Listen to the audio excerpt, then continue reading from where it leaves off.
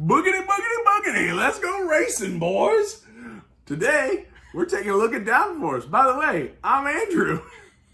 And I'm Sam. And we're Every Board Gaming. And what is that from? That's Daryl Waltrip from NASCAR. I thought that was like a weird I know this reference. is not a NASCAR game, but I just had to throw that in there because it's a great little catchphrase. That could be our catchphrase. No. Anyway. Yeah, no. Let me show you how to play Downforce. We'll come back and give you our final thoughts. Downforce is a racing game for 2 to 6 players that plays in about 30 to 45 minutes, designed by Wolfgang Kramer and published by Restoration Games. Let's take a look at how it's played. Now, setup for Downforce is super quick and super easy. You're going to place the board in the middle of the table. You will then randomly select cards to place on the starting positions. Whichever card you place in the number 1 spot will be the first player of the game. You will then also place the driver plaques for everyone to see. You will have your deck of speed cards as well as the power cards that you're going to need during the auction phase of the game. Now let's take a look at the players' boards. Now, I say player boards, however, it's really just a sheet of paper, which you are going to keep track of the cards that you're going to purchase during the auction, as well as your betting throughout the race, and you're going to be able to tally up your victory points at the end of the game. So at the beginning of the game, you are going to take the speed cards, and you're going to look for the 8 cards, 8 speed cards. There'll be 1 for every single driver, and you'll set those off to the side for the time right now. Okay, then you're going to take the speed deck and you're going to make a pile for every single player. So let's say I'm setting up a 4-player game. I will evenly distribute these cards out into 4 separate piles, 1 for each player. Now, in a 4-player game, you will have 2 cards remaining that you will just leave in the box after you are finished creating the 4 piles. These piles are going to be really important during the race as well as the auction. So I got these 2 cards left. I'll put those back in the box, and then each player is going to get a hand of these cards. Once you have handed out the speed cards, you are then going to move on to the auction phase. For the auction phase, you're going to take those 8 speed cards and you're going to shuffle them together just to randomize the drivers. Then you're going to take the power cards and you'll shuffle those as well. Once you have got those shuffled and ready to go, you are going to reveal 1 speed card and 1 power card. Okay, so for this auction, we are going to be auctioning off the yellow driver with the determined ability. And what players are going to do is they're going to take their whole hand of speed cards that they were just given, okay? And they're going to have an opportunity to bid on the yellow card. And the way that the auction is going to work is each player is going to pick a card depending on whether or not they want to win the car or not win the car. So if I am trying to win the yellow driver, I am going to pick a card that has the yellow car on it. If I pick a card that does not have a yellow number on it, then it will automatically be 0 and I will not win the auction. Whoever plays the highest number of the color will win the auction. If there is a tie for the highest number, it will then go by how many cars are represented on the card that was played. Whoever has the most cars on the card will be the winner. If there is still a tie, then you will compare the 2 cards. And if one of the cards has a wild on it, then that will be the losing card. So whichever card does not have a wild will win the auction, okay? And everybody will have a chance to bid on these cars. And each player could even win multiple cars because we will be auctioning off all 6 player or driver cards, okay? However, everyone will have at least 1 car during the race. If ever the number of cars available for auction is the same number of players that do not have a car, then any that already have auctioned and won a car during the auction round, they will not be allowed to bid. So if a player will always be able to have a car at the beginning of the race. Some might have more, it's just going to depend. But when you're auctioning off these cars, the numbers represent the amount of money that you're going to be spending for that car. And when you win an auction, you will then write the price that you spent in the left-hand column of the car that you purchased. And this is going to be important because at the end of the race, you are going to subtract how much money you spent in auctions from your victory points. So you want to get a really good combination of driver and ability. However, you don't want to overspend because that's going to be less victory points for you at the end of the game. Now, one thing to note, that after all of these cars and all of these powers have been auctioned off, if you have received multiple auctions, if you won multiple auctions, you will only be able to keep one power. So even if I had both green and yellow and won the determined and strategic power, I would only be able to pick one to keep, and I would get rid of the remaining powers. Once all the cars have been auctioned and everybody's decided which player power they want to keep, then you're going to move on to the race phase of the game. So now that the auction's over and we're starting the race phase, players who won their auctions for their car are going to take those 8 speed cards and they're going to place them in your hand. Now you have this entire hand at the beginning of the race. You don't have to worry about drawing extra cards. You start with every single card from your little speed deck in your hand, okay? And starting with the player who owns the car that is in this first little checkered spot here, this being orange, will be the first player. So if I have the orange car, then I will be the one who will be the start player. If you ever forget what car you have, players will have these little driver plaques in front of them to remind them of which car is theirs. So then going around the table, each player is going to play a card. So if I were to play, let's say I played this card, okay? Then going from top to bottom, unless your power tells you to do otherwise, you are going to resolve the movement. Now cars always have to move forward. So I could not move sideways, even if there was an open spot there. It always has to go forward. It can go diagonal, all right? But I do have to move the cars from top to bottom, meaning I would move blue first 6 spaces. 1, 2, 3, 4, 5, 6, okay? Then I would move on to orange, moving 4 spaces. And then I would go on to yellow, moving 2 spaces. All right, after I play the card, I'll place it in the discard pile and play will continue around the track. All right, now when you're moving cars, it is possible to, I guess, thread the needle essentially, because let's say I played a card that let me move this green car 3 spaces. I could go 1, 2, and I could go diagonally in between those cars. All right, so that's really all you need to know, is that if they can make a move, then they have to make the move, right? So even if he had a movement of 3, I can't just be like, oh, I want him to stop at 2. They do have to make the full movement if possible. If they cannot make the movement, then they just miss out on those additional spaces for that car. Now, racing is going to continue around and around until a car crosses these betting lines. And there are 3. My little podium here is blocking 1. So there's 1 there, 1 here, and 1 there. Once we have crossed those lines, we're going to do a round of betting where players are going to put a check mark next to the car that they believe is going to win. So once we pass that first yellow line, we will place a check mark here in the bet 1 column. Then after the second yellow line, we'll place a check mark or an X or whatever icon you want to put on the second column, and so forth for the third line. All right. After all betting has been done, you'll continue to go around the track, placing bets when you cross another line. And as cars cross the finish line, you will then be placing them in their finishing positions. This little podium here I got as a promo while at Gen Con.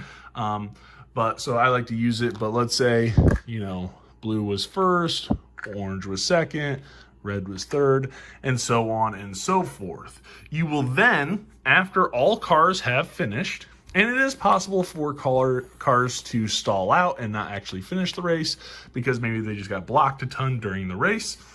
But after the race is over and all cars have finished, you are then going to check your bets and see what position the car that you bet on placed. And if they place in the first, second, or third position, then you're going to earn this much money for your bet. Then you're going to add up your racing total.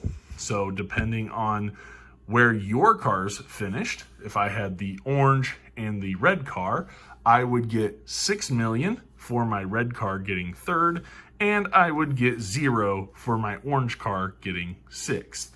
All right, and then I would write that in here. Then I would tally up the amount of winnings that I had for my betting, subtract any auction costs that I had paid, and then my total winnings would be here. Whoever has the highest score at the end of the race will be the winner.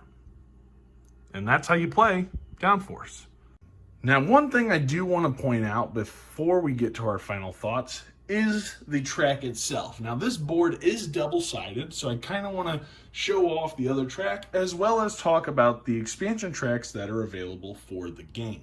So in the base game, you're going to have this track that I used during the teach video, but then on the other side, you will have this track, all right? So very similar, no real new concepts in the base game other than the base rules that we've already gone over. However, if you were to get the expansions, so you will get an additional 4 maps. Now first, let's take a look at the Danger Circuit expansion. And this board, let me get this thing open, has also two-sided. So first, you have this side, which in this expansion, you are going to have, this is the switchback pass, where you're going to have this debris and broken up asphalt, which is going to kind of constrict the racetrack a little bit, because you can only move onto these spaces, which are smaller than normal spaces, if you are passing an opponent. You can never end your movement on one of these spaces.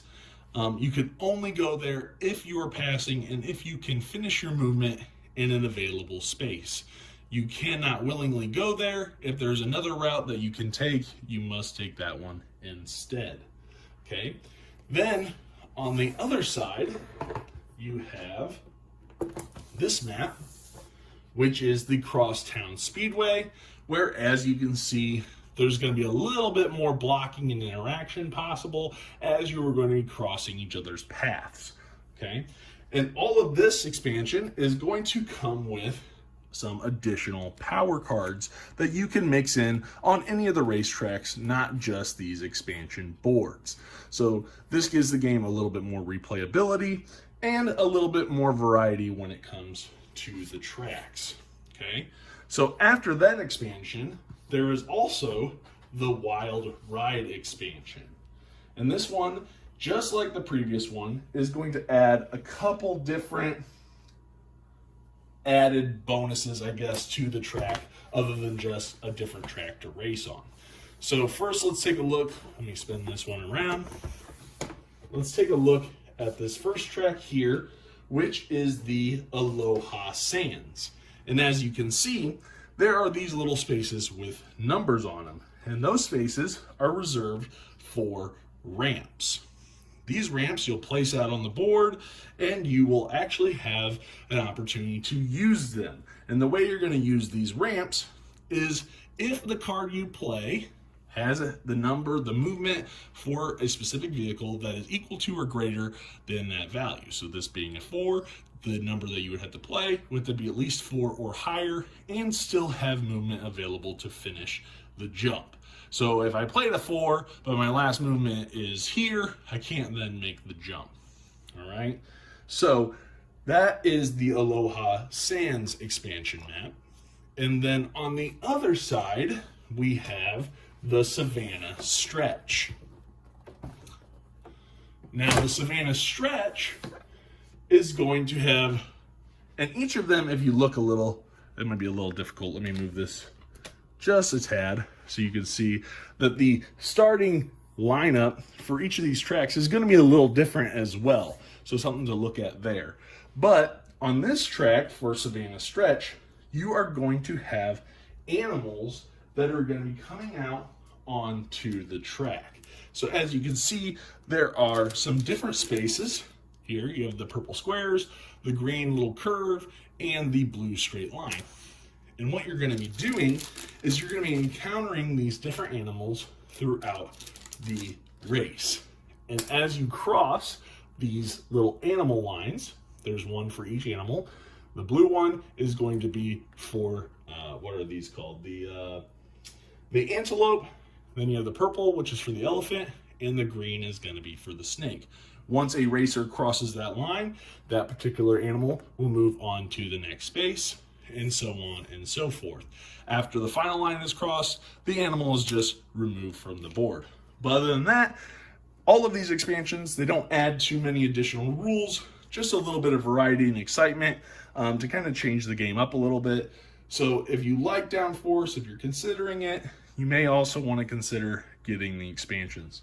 So let's go ahead and take it back up top and get our final thoughts. All right, and that's how you play Downforce. So let's jump right in. I'm going to go first because I'm super excited about this game. He's amped up. I really like this game. So as you guys know, if you've seen any other videos that we've done over racing games, I really like racing games.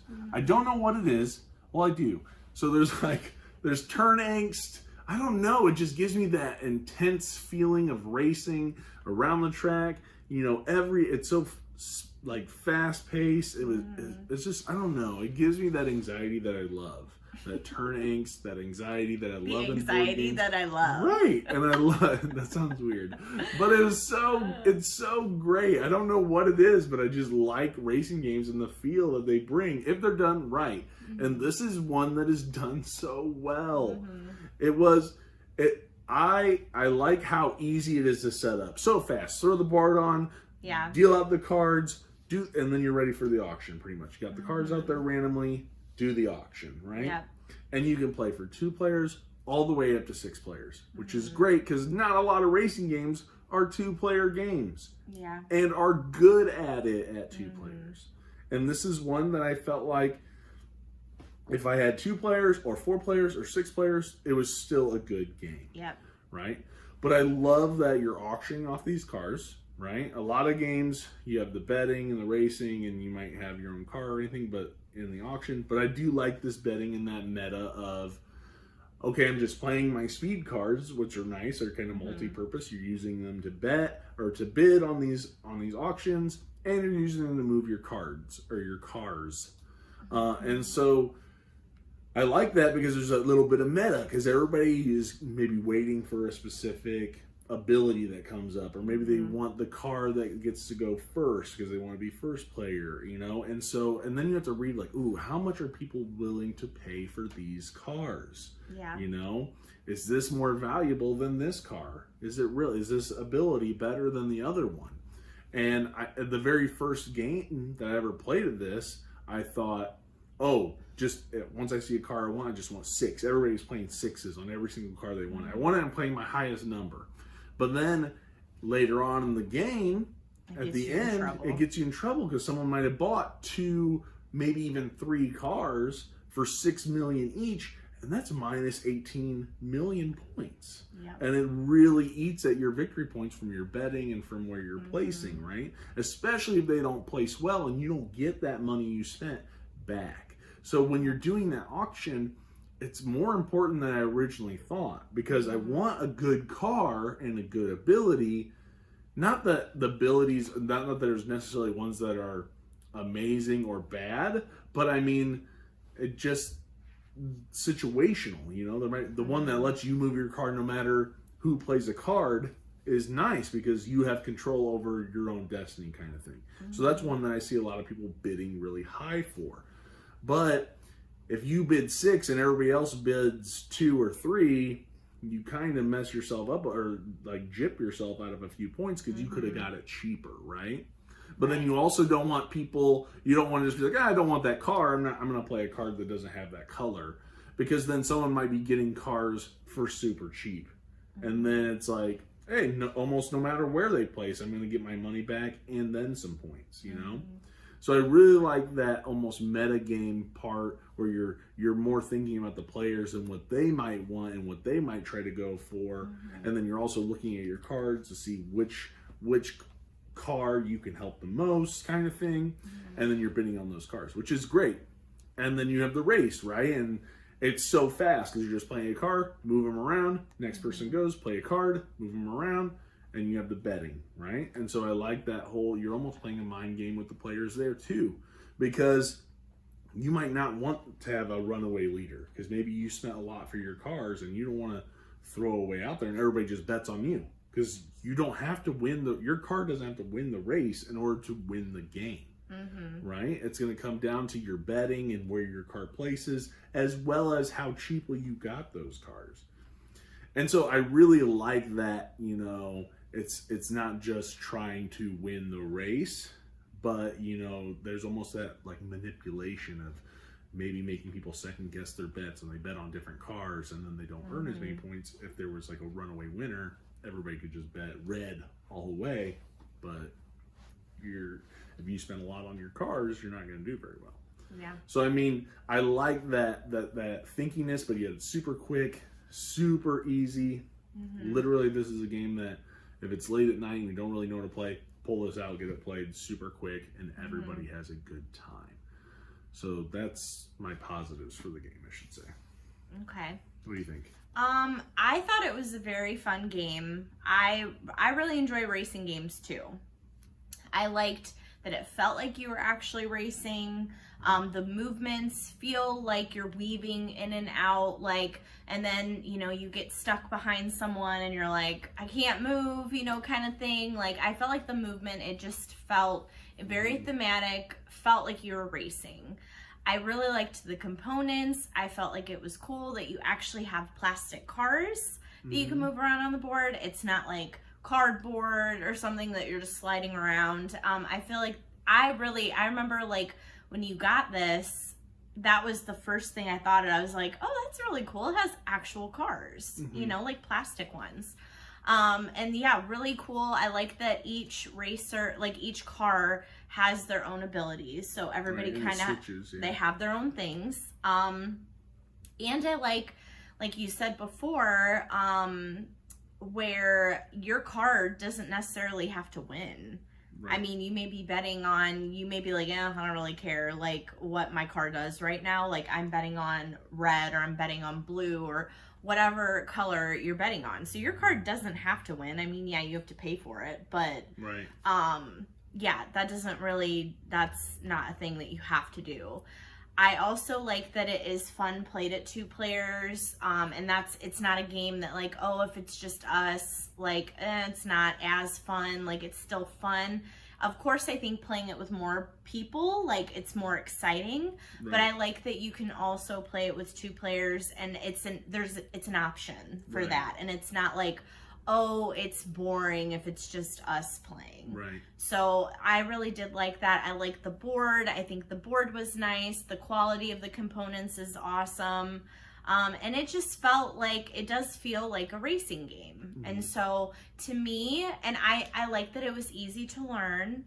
It's easy to play, easy to set up, and this is a really awesome game, and it being like a family weight game too, I think this is a great game, like if you have kids that like cars, like this will be really fun for them too. Yeah, because it's for like 8 and up if I remember right. Yeah, so 8 and up. Like really an 8-year-old could totally play this game. Right. So I think it's a cool game if you want to have one for the family to play. This would be a good one too. Right. And it plays in what, 30 to 45 minutes if I remember right? It's fast. Yeah, too. So it's super quick.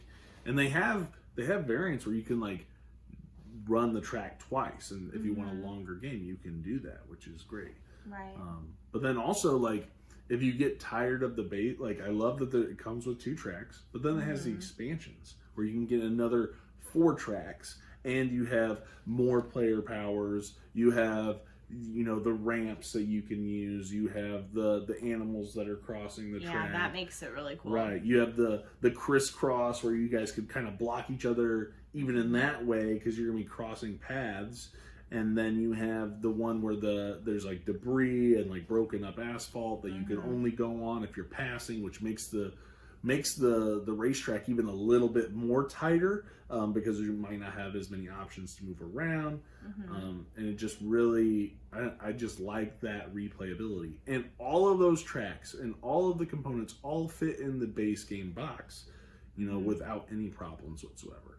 And so I really like that. I honestly don't have any negatives about the game. My only negative would be that I regret not getting it sooner, because I've enjoyed it so much. Yeah. If they ever come out with any content in the future, it'll be an instant buy for me, just because it's something that I don't know if they're going to, but if they do, I'm gonna be there because I enjoyed the game that much. Yeah, we had heard like great things about it, but we just didn't get it until recently. And like it is, I feel like all the hype, it lives up to it. Right, right. So when it comes to final rankings or ratings that I would give it, I give this, and it's a family weight game, so it's not a hard game. So I mean, and I generally like harder games, but as far as it being a family weight game, this is an 8 for me. This is an easy, no-brainer, pull out, no matter what the age group is, no matter who it is I'm playing with. I have confidence that this game will be fun for everyone. And so it gets an 8 for me, because I honestly don't have any real negatives about the game. I like it that much. Yeah. So yeah, what about for you? I don't have any negatives either, so I'm probably gonna give it an 8.5.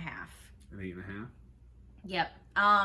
I think out of like most racing games that I've played, like this is probably one of my favorites. Yeah. It feels like racing, and I think it's that makes it extra fun. Right. So I just want more. I just want more of it. Just give me more player. And that's not really a negative. It's an opportunity to take my money. So, yeah. But anyway, so that is our thoughts on Downforce. So please like, comment, subscribe. Let us know what's your favorite racing game. Tell us what racing game we should check out, because I would love to check out some more. Yeah. I love racing games. So, I mean, I've heard good things about Flamme Rouge, or maybe Formula D. I don't know. Let me know what your favorite racing game is. That way we can check that out as well. Also, click that little bell icon so you get a notification every single time we post a video. And thanks for watching. We'll see you guys in the next one. Have a great day. See ya.